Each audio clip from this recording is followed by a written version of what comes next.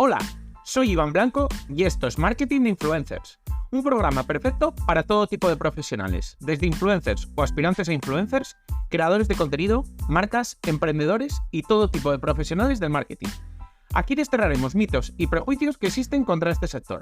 Explicaremos cómo llevar estrategias de marketing de calidad trabajando con ellos, hablaremos de temas de actualidad y, por supuesto, os ayudaremos a alcanzar el objetivo de ser influencers. Y de nuevo, damos las gracias a Callsquare, que es el patrocinador del programa. Si no les conocéis aún, son la plataforma número 1 en Europa para gestionar las campañas con influencers, desde el principio hasta el final. ¿Y esto qué significa? Que es la herramienta que utilizan los marketers para planificar las campañas en tiempo real, buscar a los influencers, hacer seguimiento y optimizar los resultados con la ayuda de la IA y el Big Data. Por supuesto, no olvidéis suscribiros en cualquier plataforma de podcasting para estar atentos a nuevos episodios y dejar 5 estrellas si me escucháis desde Spotify. Abrocharos los auriculares, que comenzamos.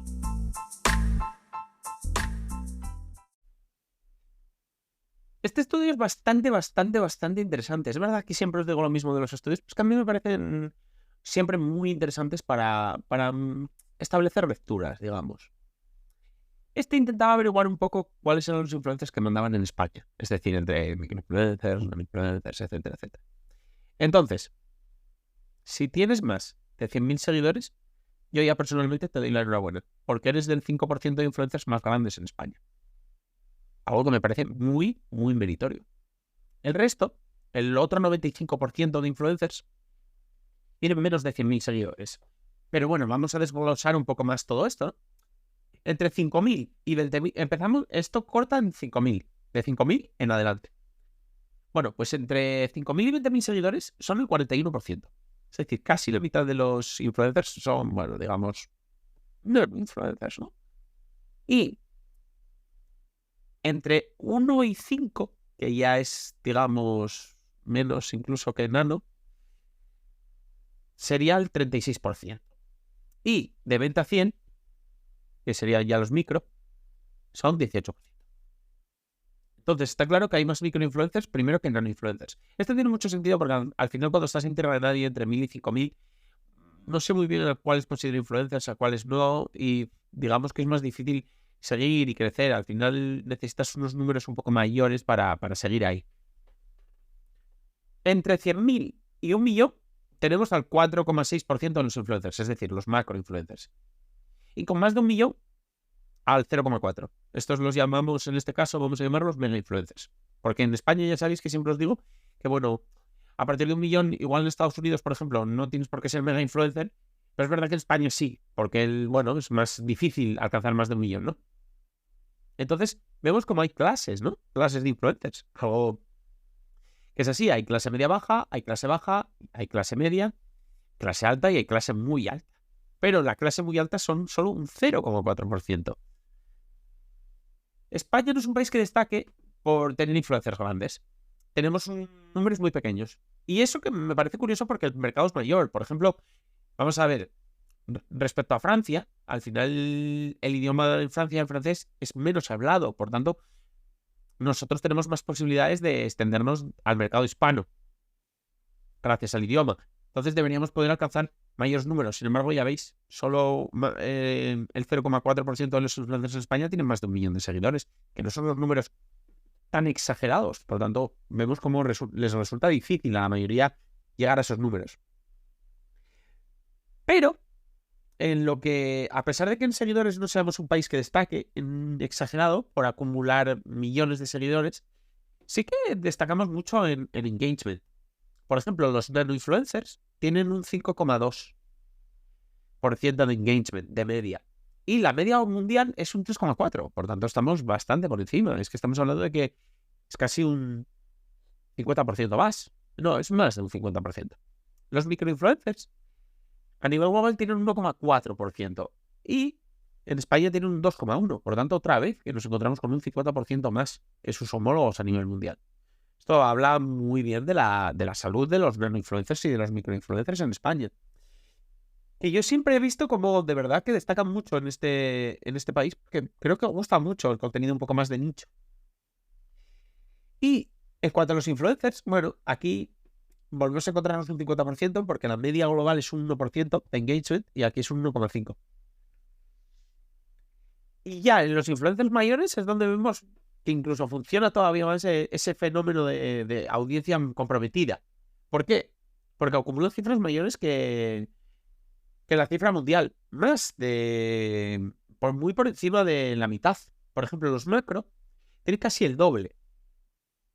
A nivel mundial tiene un 0,8% de engagement, no llega ni al 1%. En España la media es de 1,4%, que está muy bien. Y los mega, el doble, también. La media es de 0,9% a nivel mundial y en España es de 1,7%. Me parece muy bien. Y, por cierto, los mega influencers tienen mejor engagement en España que los macro influencers. Y además, la diferencia es mayor que a nivel mundial. Vamos un poco a las categorías. El lifestyle es el que reina. Los influencers de lifestyle son el 15%. Esto al final es común porque al final con lifestyle puedes tocar todos los palos y además siempre me ha parecido que es algo que funciona muy bien en España, pero es que te permite hablar un poco de todo. Entonces, las figuras que empezaron a nacer en las redes sociales y que a día de hoy pues, reinan, digamos, crean un poco contenido de todo tipo. Han podido hacer eso, que realmente es lo más factible porque al final puedes hacer un poco de todo y es más cómodo. A mí por lo menos me parece más fácil, más atractivo que solo limitarte a un solo discurso. Pero además, claro, ¿qué pasa? Que muchas figuras los imitan a los grandes. Entonces, a mí siempre me pasa. Yo en mis mentorías con influencers pues veo que la mayoría quieren ser lifestyle, que es lo más difícil. ¿Por qué? Porque es lo más masificado. Aquí lo vemos. El 15% son lifestyle. Muy difícil diferenciarte con lifestyle. Luego, el 8,4% son de música. Algo que me ha parecido curioso. El 7,7% de fotografía. Y los deportes de pelota juntan el 7,1% de los influencers. Esto tiene lógica porque, bueno, en España el fútbol sabemos que es el deporte rey y por tanto ya pues, los deportes de pelota recibirán un buen, digamos, chute gracias al fútbol. En cuanto al engagement, el sector que más engagement acumula es los de deportes de invierno. Esto es que me pareció súper curioso. Y luego por detrás el de deportes de pelota, con un 3,6%. El de invierno es un 4,9% de media. Y los deportes de carrera, un 3,2%. Así que, seamos claros, los deportistas son los que mayor conexión tienen con su audiencia. Curioso. Pero los datos están ahí.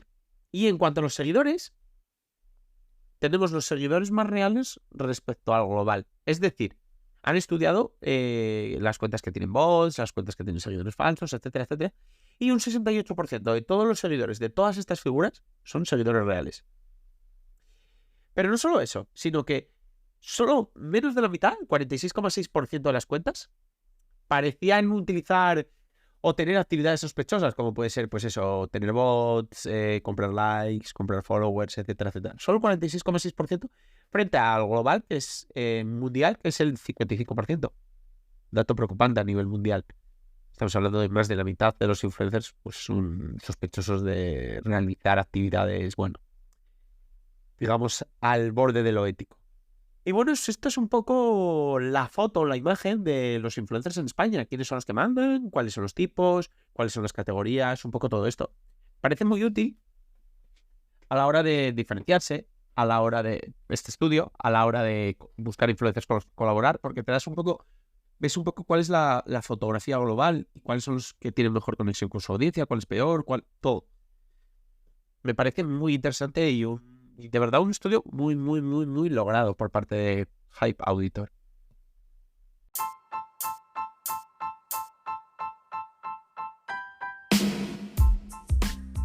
Y hasta aquí ha llegado el episodio.